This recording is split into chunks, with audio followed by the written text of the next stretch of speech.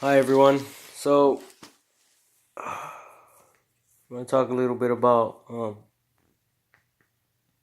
the truth.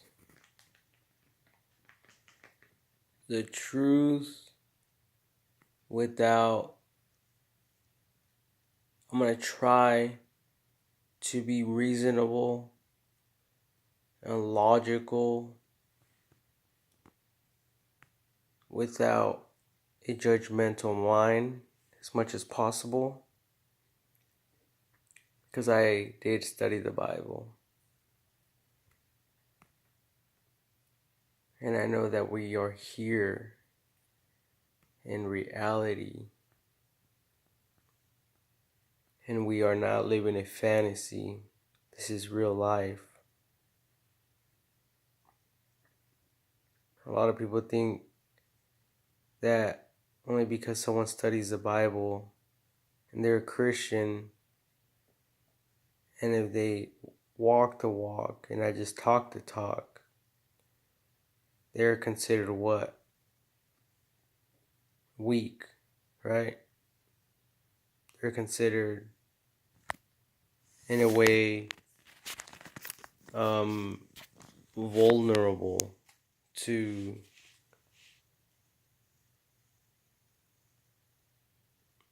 the rest of the world, in a sense. But I would like to talk a little bit about the Bible from what I studied myself. And one thing that I learned from reading the Bible and from Jesus speaking in through the scriptures as the disciples wrote, it was that he was sent from God to undertake a specific task, a task that would change the course of history. And when he spoke not to humans. And I'm going to get into why and how that's even possible. So I wrote some notes. So I'm going to read the notes. And my notes are more professional than when I just speak freely or out of my mind. So Jesus was not speaking to humans because he knew that the demons were speaking through them.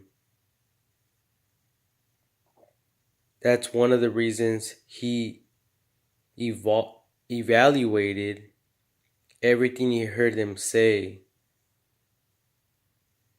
When King Caesar at that time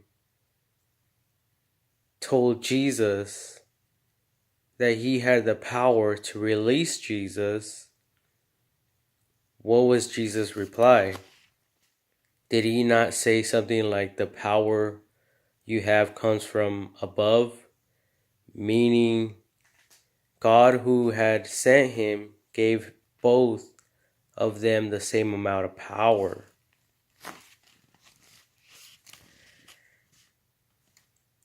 Yet Jesus, even though having the power to call angels to fight on his behalf, chose not to. Why?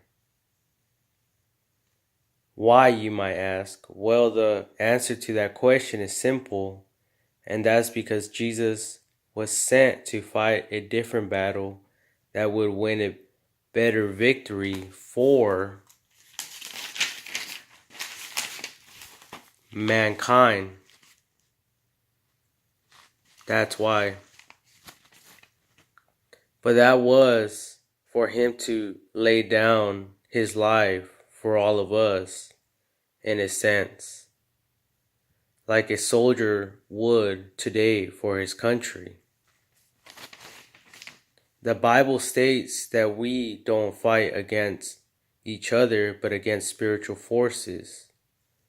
So sometimes God will use people that others might not consider to be of relevance. Like David, who later became King David, a mighty warrior of his time for his country and men, especially when he defeated Goliath the Great. The devil is using gangs today to accomplish his will. And I basically ended my notes there. But you guys see just that brief description of what I wrote is powerful. And you would have to go back and back and back and read it. Hear it and hear it over and over and over to really grasp what I'm talking about.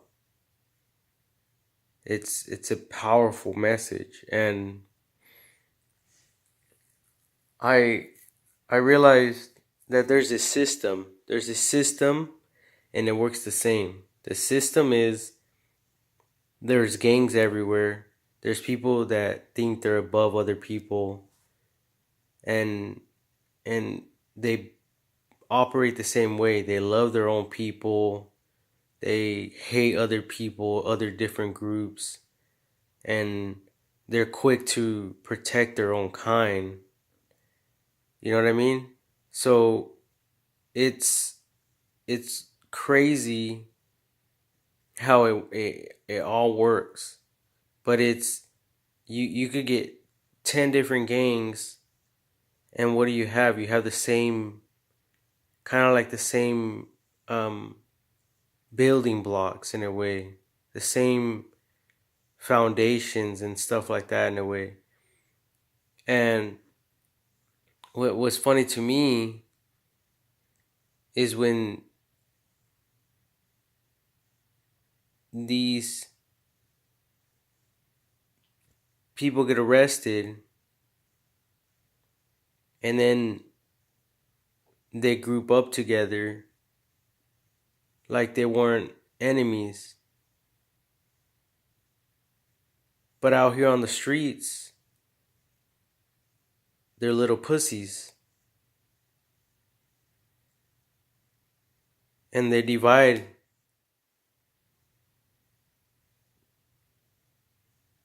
And then they go with their friends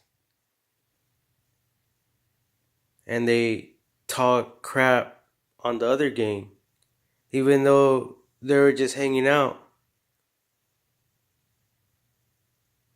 It doesn't make sense. And then one thing that I hate as well is when other people talk crap on Christians and they say things like, "Oh, you shouldn't be drinking. Aren't you a Christian? Well, you being a gangster, you're one fucking snitch."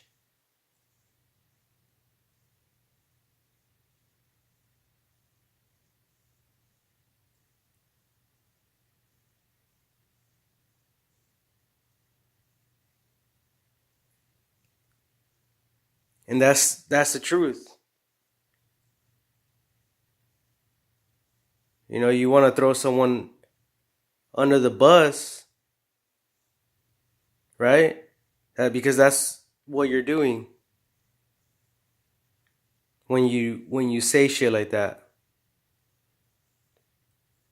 And of course, the Christian ain't gonna say nothing to you. They'll probably just laugh, go along with your little stupid remark.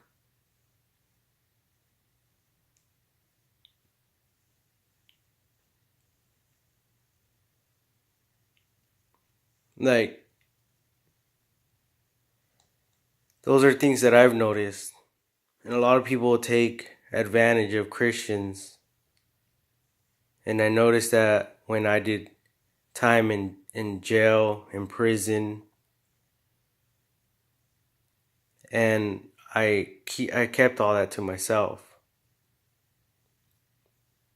But I'm sharing this openly to everyone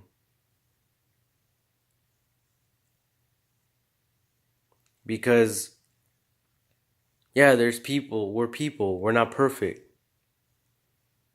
You know, like if you think you're holier than thou, then you do it. Prove everyone else wrong and you do it. You know, you quit drinking, you quit smoking.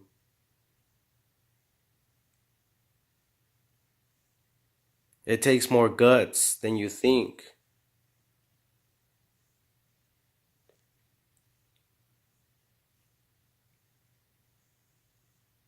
So next time you want to open your mouth and talk down on on someone else, just think twice about it. Think twice because there is more that we're fighting than we understand.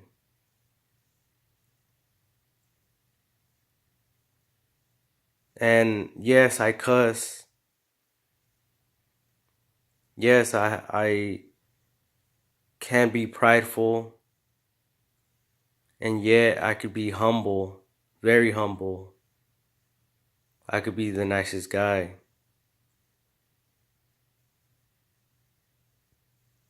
But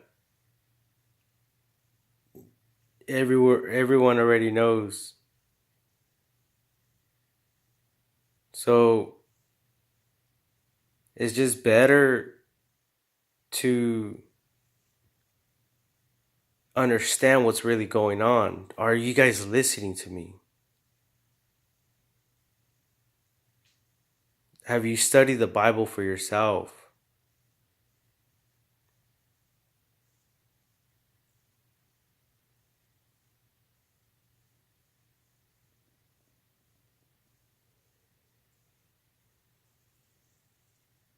Jesus knew other people's thoughts. He knew what was really going down. Why? Because they were trying to stop,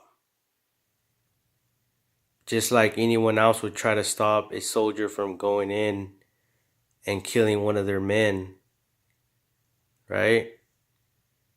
He went straight to the source, got back the keys that Adam lost.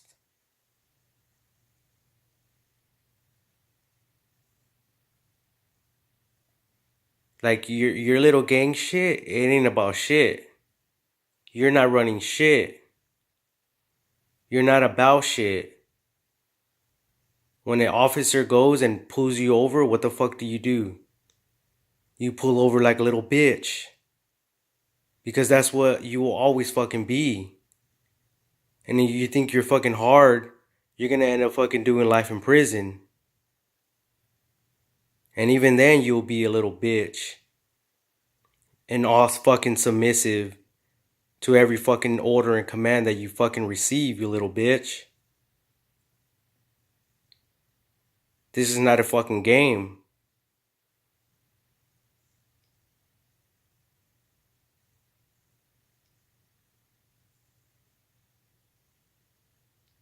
There's more at stake here.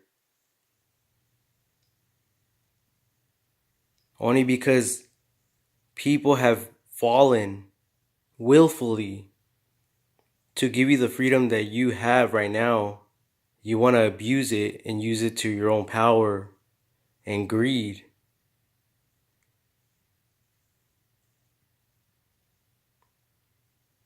And you act all hard with all your friends. But when you go to work, you're a little bitch. And I'm not talking about someone that understands power and authority. I'm talking about the fucking cowardly. I'm talking about people that are running gangs and shit for the wrong motives. I'm talking to you little bitches. Because you guys ain't about shit.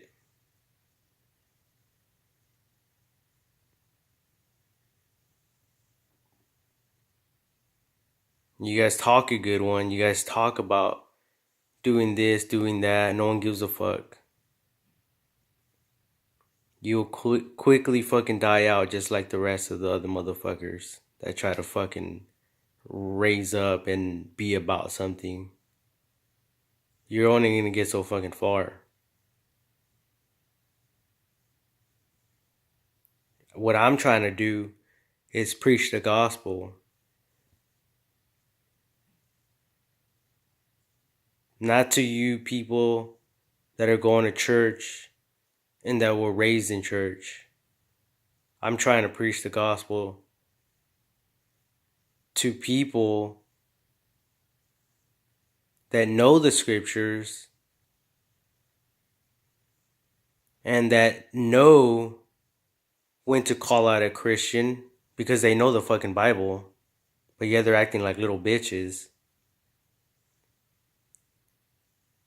Those are the people I'm trying to talk to. And not me, but in a way, God is trying to get at them and reach them. So that's my thing right now. And I'm always going to do me, just like you are. But you're always going to be a little bitch and hide it.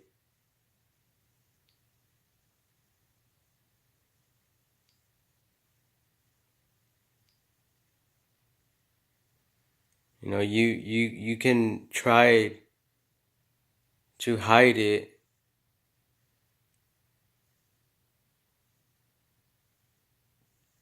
but there's a lot of people out there that try to act like you, bro.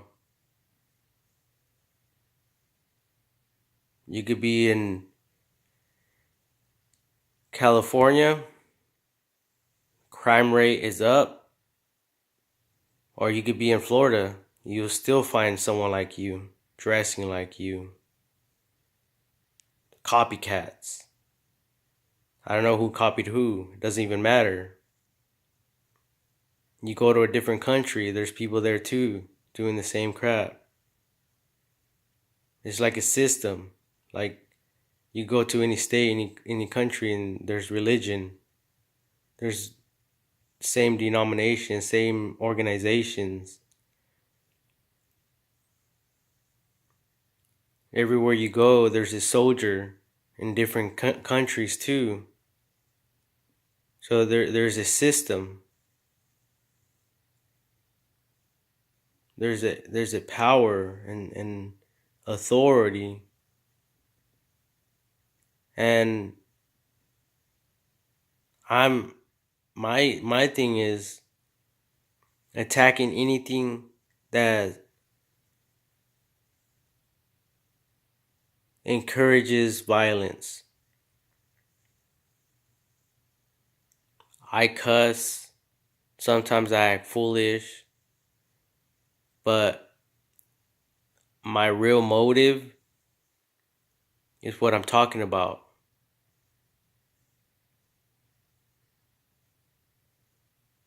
And that's just my thing. That's my personal mission. And there's a lot more that I could talk about. And I will. And I could feel like something within me that just wants to share this information.